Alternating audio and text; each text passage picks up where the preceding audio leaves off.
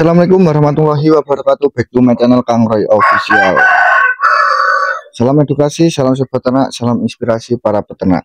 Nah, kali ini Kang Roy akan berbagi informasi yang sangat bermanfaat bagi para peternak, khususnya para peternak entok maupun unggas lainnya, termasuk ayam, bebek, dan lain sebagainya. Nah, ini kita akan berbagi tips ya teman-teman, bagaimana budidaya azula agar tumbuh subur di pekarangan rumah. Nah, ini cukup menggunakan gorong-gorong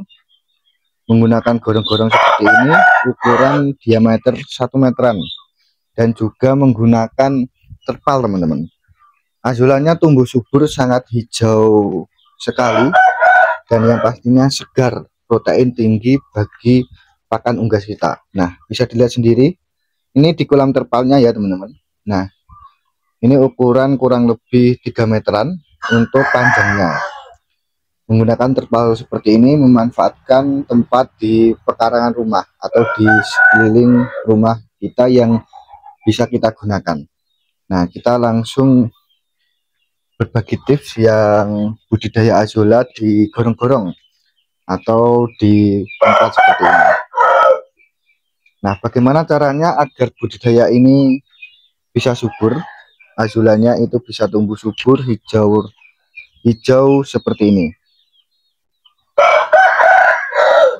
Nah, ini untuk azulanya itu udah 2 tingkat ya teman-teman, udah 2 tingkat atau 2 tumpukan untuk azulanya, dan ini sudah bisa dipanen. Ini Kang Roy mau ambilkan, tapi mohon maaf ini Kang Roy menggunakan mic, jadi nggak bisa berikan contohnya atau Kang Roy gayung di bawah azulanya, karena ini Kang Roy sendiri ya teman-teman. Kang Roy ngevlog sendiri. Ini contohnya teman-teman, ini azula yang udah proses pemulihan lagi, jadi ini sudah habis teman-teman, ini sudah dihabiskan. Ini tinggal wolvia teman-teman. Nah, ini kecil-kecil itu wolvia, jadi bukan azula. Kalau azula seperti ini perbedaannya, kalau wolvia itu kecil sekali, berbentuk bulat atau bundar, namun untuk proteinnya itu lebih tinggi dibandingkan dengan azula. Caranya itu sangat mudah sekali teman-teman, cara budidaya azula di gorong-gorong seperti ini. Nah, ini sebenarnya itu sebelumnya juga azula, tapi berhubung kita membutuhkan protein nabati yang lebih, nah kita budidaya wolvia juga. Jadi tidak bisa dicampur ya teman-teman, azula dan wolvia ini tidak bisa dijadikan satu. Nanti azulanya kalah teman-teman, pertumbuhannya nanti kalah apabila kita jadikan satu, sehingga harus terpisah seperti ini. Antara wolvia dan azulanya harus terpisah seperti ini. Caranya seperti apa untuk budidayanya? Sangat simpel sekali. Para peternak yang pertama itu bisa menyiapkan gorong-gorong seperti ini. Ini khusus buat teman-teman yang ingin budidaya azula di gorong-gorong ya teman-teman. Kalau pakai terpal itu lebih hemat lagi. Seperti itu caranya, seperti yang Kang Roy gunakan juga. Jadi lebih hemat, ekonomis menggunakan terpal. Tapi ini Kang Roy berbagi tips khusus buat budidaya azula di gorong-gorong. Nah, yang pertama yang pasti para peternak siapkan dulu gorong-gorongnya. Nah, ini sudah komponen utama ya teman-teman, ini sudah lama sekali. Nah, gorong-gorongnya itu dicor di bagian bawahnya teman-teman, agar bisa menampung air, dicor di bawahnya atau diberi tutup. Nah, kan gorong-gorong ada tutupnya. Selain itu tambahkan pembuangan. Nah, ini wajib ya teman-teman, tambahkan pembuangan. Nah, ini wajib agar nanti kalau hujan deras tidak amber atau airnya itu tidak meluap teman-teman. Dan yang pasti azulanya nanti bisa aman. Kalau tidak dikasih pembuangan, otomatis nanti kalau hujan itu akan meluap airnya. Seperti ini, bisa di tengah juga bisa di samping teman-teman. Jadi bebas untuk tempat pembuangannya, yang penting ada tempat pembuangan. Yang kedua yaitu siapkan air. Nah, air itu bebas teman-teman, mau air bersih, mau air galon, air kolam, air ikan, itu bebas. Kalau pakai air ikan itu malah bagus teman-teman dibandingkan air biasa, karena kalau air bekas ikan itu nutrisinya malah full teman-teman, bagus buat pupuk azulannya dibandingkan dengan menggunakan air bersih atau air dari sumur. Kalau lebih menyarankan, Kang Roy itu lebih menggunakan air bekas kolam ikan. Nah, itu malah luar biasa bagusnya. Setelah itu, kalau teman-teman menggunakan air bersih atau air dari sumur, teman-teman siapkan pupuk seperti ini, teman-teman. Siapkan pupuknya. Nah, ini di dalam karung plastik ya, teman-teman. Ini ada pupuk. Nah, ada pupuknya. Nanti kita akan jelaskan bagaimana caranya agar tumbuh subur seperti ini. Jadi konsisten, teman-teman. Jadi jangan sampai nanti mati. Nah, simak sampai selesai, jangan di skip agar teman-teman tidak mendapatkan informasi setengah-setengah. Nah, kita bahas tadi sampai pemberian pupuk. Kalau pupuknya itu bebas, teman-teman. Nah, ini pupuknya itu bebas, maksudnya bebas itu menggunakan pupuk dari kotoran entok, kotoran ayam, atau kotoran kambing, kotoran sapi, dan lain sebagainya. Yang penting sudah lama, maksudnya sudah lama itu sudah terurai sama tanah, sehingga tidak panas. Kalau masih dari keluar dari kotoran hewan tersebut, otomatis masih panas. Nanti azulannya bisa mati, teman-teman.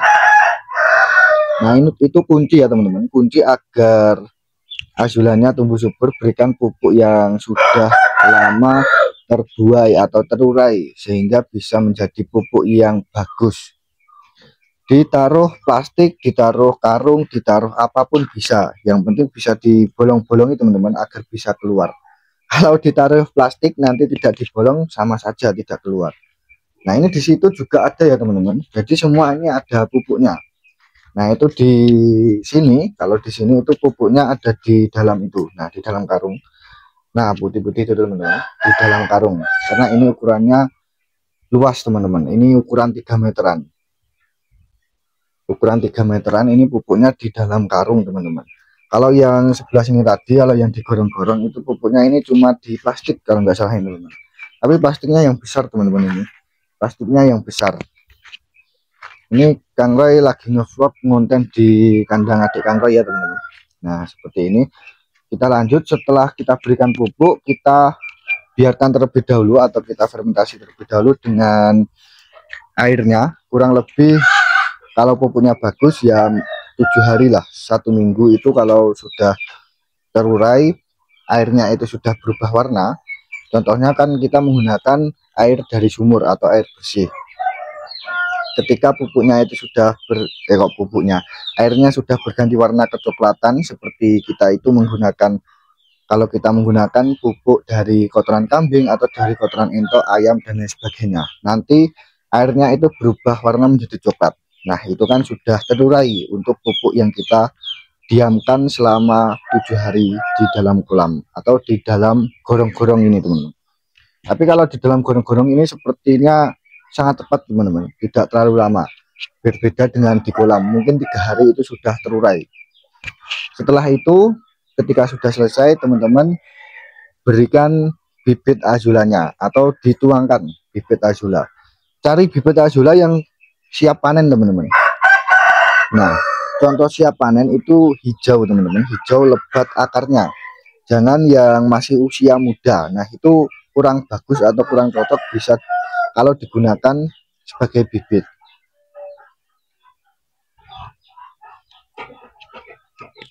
Jadi setelah kita taburkan untuk azulannya, ketika sudah kita panen, teman-teman, ketika kita sudah panen azulannya, kita buat pakan ayam, entok, unggas lainnya. Setelah kita panen tersebut, kita opiok-opiok, teman-teman. Nah, di opiok-opiok itu maksudnya ininya. Nah, ini seperti ini, teman-teman. Nah, ini harus disebutin. Oh, ini pakai karung, teman-teman, tapi karung yang bulok, karung kecil. Nah, seperti ini. Jadi agar airnya itu bernutrisi lagi karena ada pupuknya. Hal tersebut tips ya, teman-teman, cara agar azulannya itu cepat tumbuh subur. Kalau teman-teman setelah panen tidak melakukan hal tersebut, nanti lama sekali, teman-teman. Nanti lama untuk pertumbuhannya, tidak cepat bertumbuh atau berkembang secara baik, sehingga perlu dilakukan hal tersebut. Nah, bisa dilihat, teman-teman, Nah, ini sudah waktunya panen teman-teman.